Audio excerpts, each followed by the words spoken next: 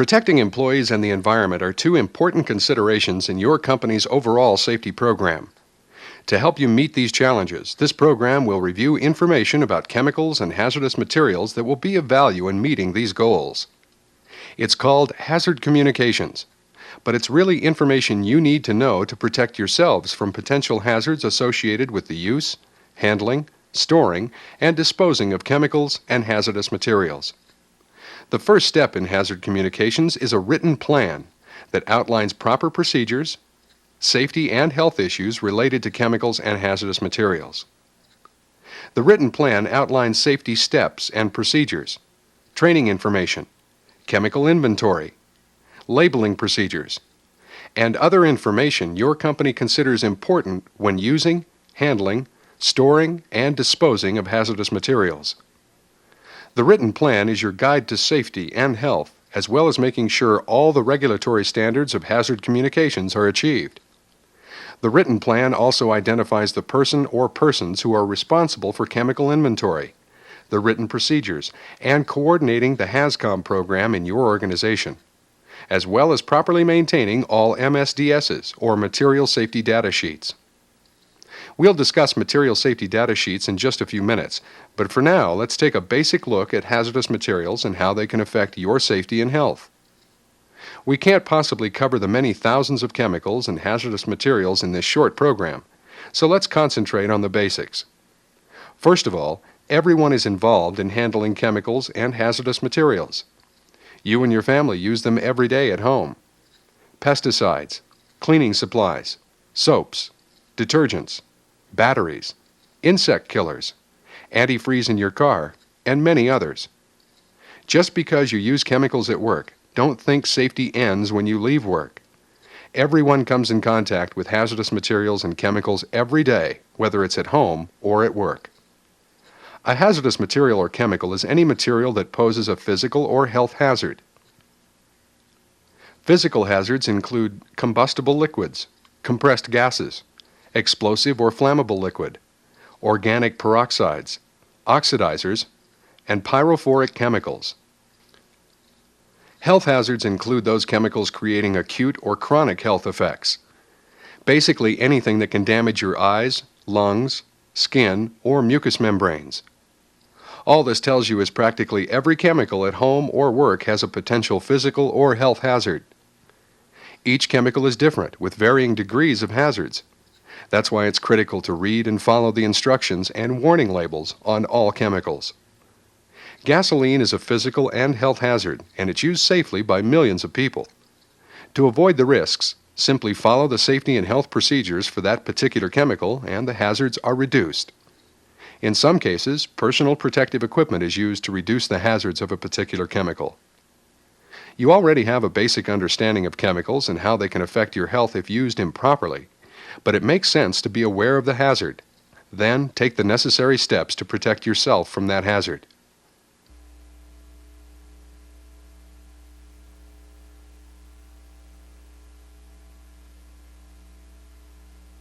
Part of the hazard communication requirements of OSHA are labeling requirements. Quite naturally, we see labels on the foods we buy and a wide variety of other products. Labels are designed to provide information of the contents of the material and also what specific physical and health hazards there may be of these materials. The manufacturer, importer, or distributor is responsible for labeling containers, but the employer must adhere to the following. Ensure that all containers of hazardous substances in the workplace are labeled, tagged, or marked and include the identity of the hazardous chemical and the appropriate hazard warnings. Container labels for purchased chemicals must also include the name and address of the chemical manufacturer, importer, or other responsible party. Check all incoming shipments of hazardous chemicals to be sure that they are labeled. If a container is not labeled, obtain a label or the label information from the manufacturer, importer, or other responsible party, or prepare a label using information obtained from these sources. Employers are responsible for ensuring that containers in the workplace are labeled, tagged, or marked. Manufacturers of labels can provide a wide range of labels to meet your specific needs. Do not deface or remove existing labels on containers unless the container is immediately marked with the required information. Basically, every chemical must be identified and labeled, regardless of the size of the chemical container. Employees must be trained on the importance of labeling portable receptacles into which they've poured hazardous substances. If the portable container is for their immediate use, then the container does not have to be labeled, but keep in mind the words immediate use. If these chemicals are not for immediate use, they must be labeled. Each label will have 3 important pieces of information you should be familiar with. 1. The identity of the substance. What is the chemical and what is it supposed to do? 2. Directions for recommended use, handling, and storage. 3. Hazard warnings. These hazard warnings come in many forms, such as flammable, combustible, toxic, corrosive, cancer-causing agents, biohazard, and others. You need to know what the hazard is so you may take the action to reduce exposure to hazardous materials. What about those consumer products that are used for cleaning? Normally, all cleaning supplies are properly labeled by the manufacturer. They provide directions for use, storage, and disposal, plus they identify the manufacturer and also explain precautions to take when using these chemicals. The most important rule about these chemicals is to read, understand, and follow the instructions printed on the label. That's a good rule for all chemicals and hazardous materials. 2 of the more commonly labeled materials in the workplace will be flammables and combustibles. But what's the difference between the 2 materials? Flammable means the chemical, such as gasoline, has a low flash point and can be ignited quite easily. Combustible means that the chemical, such as diesel fuel, can be ignited, but at a higher flash point. Don't worry about the definitions of flash point, but flammables can be ignited more easily than combustibles. Flammable and combustible liquids and their vapors may create health hazards from both skin contact and inhalation of toxic vapors. Irritation results from the solvent action of many flammable liquids on the body's natural skin oils and tissue. A toxic hazard of varying degrees exists in practically all cases, depending on the concentration of the vapor. Labels are extremely important because they warn of potential hazards. We need to read, understand, and follow the instructions printed on labels to protect ourselves from these potential hazards. A good, accurate, and up-to-date labeling system of all chemicals in the workplace will go a long way in preventing exposures to potential hazards. But on the other hand, a labeling system won't do any good if you ignore or fail to follow the proper procedures. If you see a label that you don't understand, or you're not sure exactly what the label says, ask your supervisor. There's no reason to take chances. There are thousands and thousands of chemicals, with more thousands added each year. Even chemists and chemical engineers don't know all the chemicals or the potential hazards of all chemicals. Just like you, they read material safety data sheets, labels, and other information to keep informed. You need to keep informed and make sure all chemicals are properly identified and labeled. Can you be sure the chemical container you used yesterday will have the same chemical in it today? You won't know unless the container is properly labeled. Take labeling seriously, and that means following the directions printed on the label. It's just good business, and after all, safety and health is an important issue. Thank you.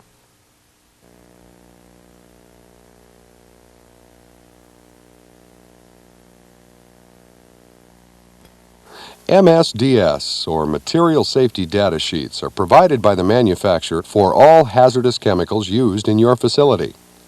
These MSDSs are for your use in the event you want more information on the chemicals you're using in the workplace. Generally, material safety data sheets are maintained in an office or other designated areas, so if you need more information, ask your supervisor. Manufacturers have their own forms, and all forms are not identical, but all MSDSs will have the required information on the form regardless of the manufacturer. What information is available on MSDSs? Generally, the information is much more technical than is normally provided on labels. It will identify the chemical as used on the label and will also include the chemical and common names of the substance in a single substance product. In tested mixtures, the ingredients that contribute to the mixture or known hazards of the substance. In vested mixtures, all health hazards will be listed, plus any physical hazards. The MSDS will contain physical and chemical characteristics in addition to any physical and health hazards. It will show the primary routes of entry into your body or bloodstream. This information is used to determine the type of engineering controls or personal protective equipment to use. The material safety data sheet will list any permissible exposure limits. Permissible exposure limits defines what exposures are harmful and which require protection. It will list whether the chemical is a potential carcinogen or not. It will outline precautions for safe handling and spill or leak cleanup.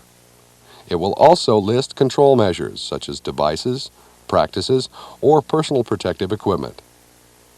Emergency first aid procedures will be listed on the MSDS. It will also list the date and preparation of and the identification and phone number of the manufacturer or responsible party. Let's take a quick look at a completed MSDS and see what information is provided on the form. We've selected unleaded regular gasoline, which is the trade name of the chemical. The MSDS lists the manufacturer's name, emergency telephone number, and address. The chemical name is automotive lead-free gasoline. This product is classified as hazardous. The warning statement reads, "Danger, extremely flammable, harmful or fatal if swallowed, and may be harmful if inhaled, may cause irritation and may be harmful if absorbed through the skin." The occupational control procedures specify protective equipment, such as chemical-type goggles or face shield optional for eyes. Protective clothing, such as uniforms, coveralls, or lab coats, should be worn for skin protection. Launder or dry clean when soiled. Gloves resistant to chemicals and petroleum distillates required. SBA or supplied air respirator protection required for entry into tanks, vessels, or other confined spaces containing gasoline. This equipment protects from inhalation of the harmful vapors and fumes. Ventilation must be adequate to meet permissible concentrations. The permissible concentrations are listed next in technical terms that explains the time-weighted average for gasoline, which is 300 parts per million. The manufacturer, however, recommends 100 parts per million. The MSDS also lists emergency and first aid procedures, such as if the chemical is exposed to the eyes, flush with water for 15 minutes. Wash exposed areas of the skin with soap and water. If the chemical is ingested, do not induce vomiting. May cause chemical pneumonitis. Call a physician. There are other recommended procedures. Some of the physiological effects of exposure include slight to moderate eye irritation. In the respiratory system, the chemical may cause dizziness, irritation of eyes, nose, and throat, vomiting, bluish color of the skin, and other effects. The next section outlines specific technical information that would be of value to industrial hygienists and other technical engineers. The next section provides fire protection information such as flash point, flammable limits, and recommended fire extinguishing agents and special procedures. The other sections of the MSDS provide environmental protection, precautions, chemical and physical properties of the chemical, and other information that is valuable knowledge for the protection from the hazards of this chemical. Again, the most important thing to remember is that material safety data sheets are designed to provide information for the protection from potential health and physical hazards. Much of the information is technical in nature, but all employees have the right to this information. If you're working with a chemical or hazardous material and want more information, ask your supervisor. MSDSs are available to anyone asking for the information. As in any operation, if you have a question about the materials you're working with, or you're not sure how to safely handle, use, store, and dispose of these materials, ask questions. Knowledge truly is power, especially when it comes to your safety and health. Thank you. As you can see, there's quite a bit to hazard communications. Labeling, material safety data sheets, and making sure you're aware of potential hazards. Then take the steps necessary to prevent exposure to both physical and health hazards. Proper personal protective equipment, following company policies and procedures, and in general, using your experience and good judgment to prevent accidents and illnesses. Under OSHA's new HAZCOM standard, employers are responsible for maintaining MSDSs on multi-employer work sites to provide other employers access to the MSDS for each chemical used on that work site. This makes sure all employees have access to the information contained on MSDS for everyone's protection. If you use contractors in your facility, make sure the contractor's employees are properly trained and have access to the MSDS while at your work site. Don't forget additional training that goes beyond hazard communications, such as confined space entry, because when you work in these areas, there is additional safety precautions to use to avoid physical and health hazards. Quite often, when you're working in confined spaces, there are a number of chemical hazard exposures, such as welding, toxic fumes, gases, and others. Hazard communications is an important part of your overall safety and health program. Before we wrap this up, keep in mind that all chemicals can be potentially harmful. Under the OSHA HAZCOM standard, chemicals used in the workplace that can be purchased from local retail stores, such as cleaning supplies, detergents, and similar chemicals, do not require a material safety data sheet. However, these chemicals must be properly labeled by the manufacturer, and everyone should read and follow the instructions and warnings printed on these chemicals. These chemicals can be hazardous if not handled, used, stored, and disposed of properly. Thank you for listening and watching, and we ask that you follow your company's policies and procedures when working with chemicals and hazardous materials. If you want to learn more about the chemicals with which you work, ask your supervisor for a material safety data sheet on those particular chemicals. Read and follow the directions on all labels, and of course, wear proper personal protective equipment when it's required. Use your experience, good judgment, and take the time for safety.